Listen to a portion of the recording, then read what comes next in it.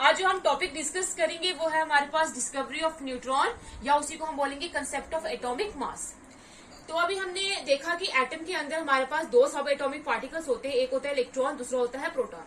हमने इलेक्ट्रॉन की डिस्कवरी भी पढ़ ली है और प्रोटॉन की डिस्कवरी भी पढ़ ली है। तो एटम का स्ट्रक्चर देखिए तो एटम के सेंटर में प्रेजेंट होता है न्यूक्लियस, जिसके अंदर ये पॉजिटिव चार्ज पार्टिकल्स प्रेजेंट होते हैं, और इसके इर्द गिर्द जो इलेक्ट्रॉन से जो नेगेटिव चार्ज पार्टिकल्स है वो डेफिनेट सर्कुलर पाथ में इसके इर्द गिर्द क्या करेंगे, रिवॉल्व करेंगे। ये हमें एटम का स्ट्रक्चर बताया है किसने, रदरफोर्ड ने। अब रदरफोर्ड ने ये भी बोला है कि जो इंटायर मास होता है एटम का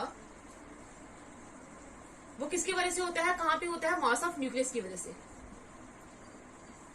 जो एटम का इंटायर मास होता है वो मास ऑफ न्यूक्लियस की वजह से होता है, और न्यूक्लियस में क्या प्रेजेंट होते हैं, प्रोटॉन्स। मतलब मास किसी भी एटम का, मास ऑफ एटम किसके बराबर हो जाएगा, नंबर ऑफ प्रोटॉन्स के बराबर हो जाएगा। क्योंकि जो हमारे पास इलेक्ट्रॉन्स होते हैं जो इस न्यूक्लियस के इर्द गिर्द रिवॉल्व कर रहे होते हैं, उनका मास तो निग्लिजिबल होता है, वो हम इसमें इंक्लूड करते ही नहीं है। तो जो मास ऑफ एटम का मास होता है वो न्यूक्लियस के बराबर होता है, और न्यूक्लियस में क्या प्रेजेंट है, प्रोटॉन। तो मास ऑफ एटम किसके बराबर हो जाएगा, मास ऑफ जितने हमारे पास नंबर ऑफ प्रोटॉन्स होंगे उसके बराबर हो जाएगा। लेकिन नंबर ऑफ प्रोटॉन्स जो अभी हमने लास्ट टाइम डिस्कस किया था, नंबर ऑफ प्रोटॉन्स तो एटॉमिक नंबर के बराबर होता है। तो इसका मतलब ये होगा कि एटॉमिक नंबर और मास नंबर दोनों के सेम हो जाएगा। फिर एटॉमिक नंबर और मास नंबर क्या हो जाएगा, सेम हो जाएगा। अगर हम बोलते हैं कि जो पूरा जो मास है एटम का वो न्यूक्लियस की वजह से है, और न्यूक्लियस में किसकी वजह से, प्रोटॉन की वजह से। जितने नंबर ऑफ प्रोटॉन्स होंगे उतना ही हमारे पास एटम का मास होगा। लेकिन अब हमने देखा कि एटॉमिक नंबर भी ये होता है, नंबर ऑफ प्रोटॉन्स जितने होते हैं एक एटम में प्रेजेंट होते हैं, तो मतलब एटॉमिक नंबर और मास नंबर दोनों क्या हो जाएंगे, फिर इक्वल हो जाएंगे। लेकिन अब जब हमने ऑब्जर्व करना स्टार्ट किया, एग्जांपल्स दी, तो हाइड्रोजन को छोड़ के, एक हाइड्रोजन को छोड़ के जैसे हम कोई और एलिमेंट लेते हैं, कार्बन का एटॉमिक नंबर होता है 6। तो इसका मास नंबर जब देखा गया, कार्बन का मास नंबर आया हमारे पास 12। अब मास नंबर जो देखा कि वो जो एटॉमिक मास है वो एटॉमिक नंबर से बहुत ज्यादा है, इसकी वैल्यू ज्यादा है। तो अब साइंटिस्ट जो है वो सोचना स्टार्ट कर गए। उन्होंने ये बोला कि शायद हमने कुछ ऐसे पार्टिकल्स अभी डिस्कवर नहीं करे हैं। उन्होंने ये रियलाइज किया कि कुछ पार्टिकल्स अभी भी क्या है, अनडिस्कवर्ड रह गए हैं, अनडिस्कवर्ड रह गए, जो ये कंट्रीब्यूट कर रहे हैं एटॉमिक मास में।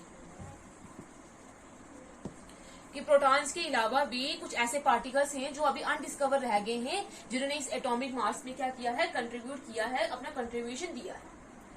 अब उन्होंने पर एक बात कंफर्म कर दी कि ये जो हमारे पास पार्टिकल्स हैं जिनको हमने डिस्कवर नहीं करा है वो हमारे पास न्यूट्रल पार्टिकल्स होंगे, उनके ऊपर कोई भी चार्ज नहीं होगा। क्योंकि अगर इनके ऊपर भी चार्ज होगा तो ऑलरेडी हमारे पास एटम अभी तो क्या है, न्यूट्रल है, क्योंकि जितना पॉजिटिव चार्ज है, जितने प्रोटॉन्स होंगे उतने ही क्या होंगे, इलेक्ट्रॉन्स होंगे। तो इन दोनों ने ये जो चार्ज है उसको बैलेंस कर दिया हुआ है। तो हमारे पास ये जो दूसरे जो पार्टिकल्स हैं ये हमारे पास क्या होंगे, फिर न्यूट्रल पार्टिकल्स होंगे, इनके ऊपर कोई भी चार्ज नहीं होगा। और साइंटिस्ट था एक चैडविक, उसने 1932 में इन पार्टिकल्स का नाम दे दिया क्या, न्यूट्रॉन। इन पार्टिकल्स को उसने क्या नाम दे दिया, ये हमारे पास जो न्यूट्रल पार्टिकल्स जो एटम के अंदर प्रेजेंट होते हैं, जो कंट्रीब्यूट करते हैं एटॉमिक मास में प्रोटॉन के साथ, उनका नाम क्या है, न्यूट्रॉन है। और न्यूट्रॉन हमारे पास क्या होते हैं, न्यूट्रल पार्टिकल्स होते हैं। न्यूट्रॉन हमारे पास क्या होते हैं, न्यूट्रल पार्टिकल्स होते हैं। अब ये देखा गया कि पहले जो है इलेक्ट्रॉन और प्रोटॉन की डिस्कवरी जो है वो होगी, लेकिन न्यूट्रॉन जो है तब हमने डिस्कवर क्यों नहीं किया, क्योंकि ये भी हमारे पास एक सब एटॉमिक पार्टिकल है, उसको वो तब डिस्कवर क्यों नहीं हुआ, क्योंकि जितने भी जो हमने एक्सपेरिमेंट परफॉर्म करे हैं वो हमने किसकी वजह से, किसके लिए करे हैं, चार्ज पार्टिकल्स के लिए करे हैं। जो भी हमने एक्सपेरिमेंट किए वो इलेक्ट्रिक फील्ड की प्रेजेंस में किए हैं, और इलेक्ट्रिक फील्ड की प्रेजेंस में जो चार्ज पार्टिकल्स होते हैं सिर्फ वही डिफ्लेक्शन शो करते हैं, जिसकी वजह से हमने इन चार्ज पार्टिकल्स को डिस्कवर कर दिया जो इलेक्ट्रॉन और प्रोटॉन है। अब हमारे पास न्यूट्रॉन जो होता है वो न्यूट्रल होता है, उसके ऊपर कोई चार्ज नहीं होता है, तो इसलिए उसकी न्यूट्रल नेचर की वजह से न्यूट्रॉन हमारे पास पहले डिस्कवर नहीं हुआ है। सबसे पहला जो सब एटॉमिक पार्टिकल जो हमने डिस्कवर किया है वो है इलेक्ट्रॉन, उसके बाद आया प्रोटॉन, उसके बाद एंड में क्या आया हमारे पास, न्यूट्रॉन। अब न्यूट्रॉन हमारे पास एक ऐसा न्यूट्रल पार्टिकल है जो क्या करता है, एटम के मास पे कंट्रीब्यूशन करता है। अब ये है कि नेक्स्ट चैडविक ने क्या करके कैसे प्रूव किया कि हमारे पास न्यूट्रॉन जो होते हैं वो प्रेजेंट होते हैं एक एटम के अंदर। तो उसने एक एक्सपेरिमेंट परफॉर्म करा। जो चैडविक ने एक्सपेरिमेंट परफॉर्म किया उसने क्या लिया, हमारे पास यहाँ पे बेरिलियम की शीट ले ली, बेरिलियम एलिमेंट जो है हमारे पास उसकी एक थिन शीट ले ली, थिन शीट ले ली। उसमें उसने क्या किया, यहाँ पे अल्फा पार्टिकल्स लिए, ये अल्फा पार्टिकल्स को उस पर क्या किया, स्ट्राइक करवाया उसने। ये हमारे पास है सोर्स ऑफ अल्फा पार्टिकल, और अल्फा पार्टिकल में हमारे पास होते हैं He2 हीलियम +2 चार्ज पार्टिकल्स, क्योंकि अल्फा पार्टिकल्स हमारे पास पॉजिटिव चार्ज होते हैं, तो ये जो 2 पॉजिटिव चार्ज का होता है तो इसलिए अल्फा पार्टिकल्स में ये प्रेजेंट होते हैं, हीलियम 2 पॉजिटिव। तो जब उसने देखा कि उसने जब ये अल्फा पार्टिकल्स को स्ट्राइक करवाया, बोmbard करवाया इस बेरिलियम की थिन शीट्स पे, तो उसने ये देखा कि इसमें से हाई एनर्जी रेडिएशन जो है वो निकल रही है, और ये जो हाई रेडिएशन पार्टिकल, जो एनर्जी रेडिएशन है, इनके बीच में कुछ जो है पार्टिकल्स बाहर निकल रहे हैं, ये पार्टिकल्स निकल रहे हैं बाहर। और ये जो पार्टिकल्स है ये हमारे पास क्या है, चार्जलेस पार्टिकल है, इनके ऊपर कोई भी चार्ज नहीं है। इसका मतलब यह है कि इसमें से ना तो कोई इलेक्ट्रॉन है ना ही कोई क्या है, प्रोटॉन है, क्योंकि ये हमारे पास क्या है, चार्जलेस पार्टिकल्स है। अब इन पार्टिकल्स का साइज पता करने के लिए उसने क्या किया, यहाँ पे एक पैराफिन वैक्स लगा दी।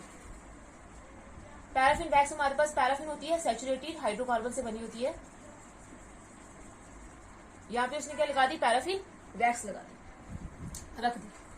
अब जब ये जो चार्जलेस पार्टिकल्स हैं, जब इन्होंने इस पैराफिन वैक्स पे स्ट्राइक करा के, तो यहां से इन्होंने क्या किया, जो हमारे पास हाई एनर्जी रेडिएशन थी, जब उन्होंने इस पैराफिन वैक्स में स्ट्राइक करा तो न्यूट्रॉन्स इधर आके चिपक गए, न्यूट्रॉन्स जो है वो इधर ही रह गए, और इन न्यूट्रॉन्स ने क्या किया, जो हमारे पास प्रोटॉन्स होते हैं उनको बाहर निकाल दिया, यहाँ से नॉकआउट कर दिया बाहर, शूट आउट कर दिया बाहर, ये के प्रोटॉन। तो अब यहां से उसने देखा, पहली बात तो ये हमें कंफर्म हो गई थी कि न्यूट्रल होंगे, इनके ऊपर कोई चार्ज नहीं होगा, ये जो चार्जलेस पार्टिकल्स हैं। तो उसने अब देखा ये जो चार्जलेस पार्टिकल्स हैं, इनका जो साइज है वो हमारे पास प्रोटॉन के साइज के सेम है, प्रोटॉन के मास के सेम है, क्योंकि इसने न्यूट्रॉन ने इन प्रोटॉन्स को नॉकआउट किया है, बाहर निकाला है। बाहर तभी निकाल सकते हैं अगर इन दोनों क्या होंगे, सेम साइज के होंगे।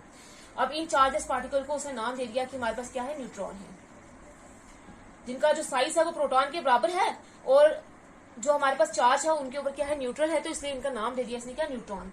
अब हमारे पास इसने देखा कि एटम के अंदर अब इसने 3 पार्टिकल्स डिस्कवर कर दिए, 3 सब एटॉमिक पार्टिकल्स प्रेजेंट होते हैं, एक होता है इलेक्ट्रॉन, एक होता है प्रोटॉन, दूसरा क्या है, न्यूट्रॉन, जिसके ऊपर कोई भी चार्ज नहीं होता है, और जिसका मास जो है प्रोटॉन के बराबर ही होता है, जो कंट्रीब्यूट करता है टोटल एटम के मास में। अब अगर एक्चुअल में देखिए तो मास ऑफ प्रोटॉन हमारे पास क्या होता है, 1.6749 इंटू 10⁻⁻27, ये होता है। ये हमने देखा, ये किसका मास है, मास ऑफ न्यूट्रॉन है। तो हमारे पास मास ऑफ प्रोटॉन क्या होता है, 1.672 इंटू 10⁻⁻27 kg। तो देखा गया इन दोनों का मास जो है अप्रोक्सीमेटली सेम है। सिर्फ क्या है कि जो न्यूट्रॉन का जो मास है वो प्रोटॉन के मास से थोड़ा सा ज्यादा है, अप्रोक्सीमेटली हम इसके मास को सेम ही लेते हैं, लेकिन ये न्यूट्रॉन का जो मास है वो क्या है, थोड़ा सा ज्यादा है इससे। तो अब ये न्यूट्रॉन की डिस्कवरी इसने ऐसी करी। अगर हम रिएक्शन देखें, केमिकल रिएक्शन इसने कैसे करी, जैसे ये बेरिलियम है, बेरिलियम का एटॉमिक नंबर होता है हमारे पास 4 और इसका एटॉमिक मास होता है हमारे पास 9। जब इसने इसको अल्फा पार्टिकल को स्ट्राइक करवाया, और अल्फा पार्टिकल में क्या थे, हीलियम पार्टिकल्स, तो हीलियम का एटॉमिक नंबर होता है 2, उसका मास क्या होगा 4।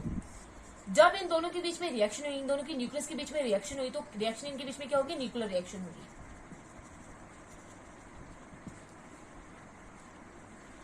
तो उन्होंने देखा जब इनके दोनों में न्यूक्लियर रिएक्शन होगी तो इन्होंने एक और न्यूक्लियस बनाया जिसका 4O26 एटॉमिक नंबर तो सेम था 6, लेकिन मास उनका कितना हो गया 12, और 12 मास वाला जो एलिमेंट होता है वो होता है कार्बन +0 न्यूट्रॉन 1। क्योंकि यहाँ पे हमारे पास, अब देखो यहाँ पे एटॉमिक नंबर तो सेम रहा 6 रहा, लेकिन यहाँ पे एटॉमिक साइज जो है वो डिक्रीज कर गया, क्योंकि यहाँ से एक और पार्टिकल प्रेजेंट था जो कंट्रीब्यूट कर रहा था, वो हमारे पास न्यूट्रॉन, ये आ गया 1 न्यूट्रॉन। तो ये हमारे पास एक रिएक्शन है, न्यूट्रॉन की डिस्कवरी इसने ऐसे करी। जब इसने बेरिलियम में हीलियम को स्ट्राइक करवाया, अल्फा पार्टिकल को स्ट्राइक करवाया, तो एक और न्यूक्लियस बना हमारे पास, जो कार्बन का न्यूक्लियस बना और न्यूट्रॉन जो वो बाहर निकल गए। तो यहाँ से हमें पता चला कि एक और पार्टिकल भी होता है जो मास में क्या करता है, न्यूक्लियस के यहाँ पे मास में क्या करता है, कंट्रीब्यूट करता है।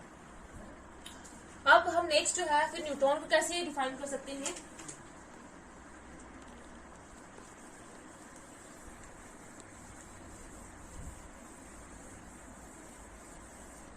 हम न्यूट्रॉन को डिफाइन कर सकते हैं। न्यूट्रॉन हमारे पास एक सब एटॉमिक पार्टिकल है। न्यूट्रॉन इज अ सब एटॉमिक पार्टिकल जिसका मास कितना है 1.674 इंटू 10⁻⁻27 kg और उसके ऊपर कोई भी चार्ज नहीं है and carrying no electrical charge. ये आप हमारे पास हो गया न्यूट्रॉन की डेफिनेशन कि न्यूट्रॉन हमारे पास एक ऐसा सब एटॉमिक पार्टिकल है इसका मास तो है वो प्रोटॉन के अप्रोक्सीमेटली बराबर है लेकिन इसके ऊपर कोई भी चार्ज नहीं है।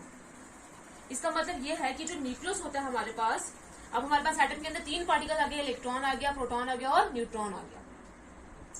इसका मतलब यह है कि न्यूक्लियस के अंदर अब हमारे पास, क्योंकि इलेक्ट्रॉन तो न्यूक्लियस के इर्द गिर्द क्या कर रहे हैं, रिवॉल्व कर रहे हैं, तो इस न्यूक्लियर के अंदर हमारे पास 2 पार्टिकल प्रेजेंट है, एक हो गया प्रोटॉन, दूसरी हो गई क्या न्यूट्रॉन, और इन दोनों को कलेक्टिवली हम क्या बोलते हैं न्यूक्लियॉन्स, क्योंकि ये किसमें प्रेजेंट होते हैं, न्यूक्लियस में प्रेजेंट होते हैं। अब हमने क्या बोला कि जो इलेक्ट्रॉन का मास होता है वो निग्लिजिबल होता है, हम उसको एटम के मास में इंक्लूड नहीं करते हैं। तो अब इसका जो टोटल मास होगा एटम का वो किसकी वजह से है, पहले हम प्रोटॉन के लिए मान रहे थे, अब टोटल मास जो है वो किसका है, total mass of an atom is equal to mass of nucleons, और न्यूक्लियॉन्स में क्या है इलेक्ट्रॉन, प्रोटॉन प्लस न्यूट्रॉन, ये हमारे पास हो गया एटम का मास। तो mass number is equal to mass of protons plus mass of neutrons. जैसे हम एटॉमिक नंबर को Z से डिनोट करे थे वैसे हम एटॉमिक मास को डिनोट करते हैं कैपिटल A से, और एटॉमिक नंबर हमारे पास किसके बराबर होता है, नंबर ऑफ प्रोटॉन्स और नंबर ऑफ इलेक्ट्रॉन्स। लेकिन किसी चार्ज स्पीशीज के टाइम पे उसके केस पे सिर्फ हम नंबर ऑफ प्रोटॉन्स ही मानते हैं कि वो क्या है, एटॉमिक नंबर है। अब हम देखेंगे कि मास और ये जो मास और एटॉमिक नंबर हम कैसे लिखते हैं। जैसे हमारे पास फोर्स एक एलिमेंट है x, तो अब अगर हम हमेशा क्या करते हैं, एलिमेंट x लिया हो तो इसका सिंबल लिख के, तो एटॉमिक नंबर हमें हमेशा कहाँ पे लिखते हैं, लोअर साइड में, और जो हम मास नंबर है वो हमेशा हम लिखते हैं अपर साइड में। जैसे ये इधर भी आ सकता है, इसको हम ऐसे भी लिख सकते हैं। तो हम ऐसे किसी भी एलिमेंट को रिप्रेजेंट कर सकते हैं उसके मास नंबर और उसके मास नंबर और उसके एटॉमिक नंबर से। जैसे हमारे पास लिथियम होता है, लिथियम का एटॉमिक नंबर है 3 और उसका मास नंबर होता है हमारे पास 7। अब अगर आप बोल रहे हो कि इसमें, वो बाद में डिस्कस करते हैं, पहले इसमें देख लेते हैं कि कैसे रिप्रेजेंट करेंगे इसको। लिथियम का कितना आ गया हमारे पास, एटॉमिक नंबर कितना है 3, तो याद है 3, और मास कितना है 7, वो 7 इधर भी आ सकता है।